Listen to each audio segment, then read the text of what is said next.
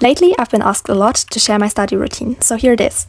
But I want to be honest from the start. It's not perfect and it's not one of those aesthetic study routines you usually see online. It's just what actually works for me. I always start my study sessions by making a drink. It can be coffee, matcha, sometimes just water or a juice. It doesn't really matter.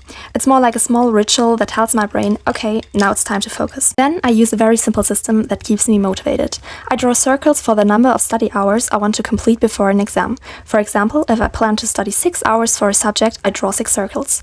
And after every hour of studying, I fill in one circle. It sounds really simple, but it makes my progress visible.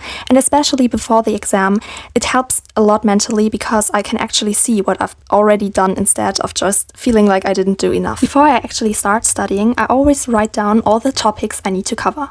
Because if everything feels too big or too overwhelming, I can't really start.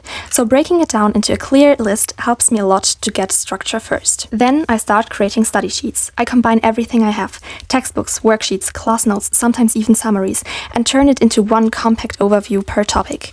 And while I'm writing them, I'm already learning the material. So it's not just copying, it's already part of my studying process. I also always use a timer when I study, usually 30 minutes, 1 hour, sometimes longer sessions if I'm really focused. And it helps me a lot because I know I don't have to study forever, just until the timer ends. And often when I feel like procrastinating, I just continue anyway because I know there's not much time left. So I just finished the remaining minutes instead of stopping early. So yeah, that's basically my study routine. It's not complicated and it's definitely not perfect, but it's something I can actually stick to, even during stressful exam periods. And I think that's what matters most.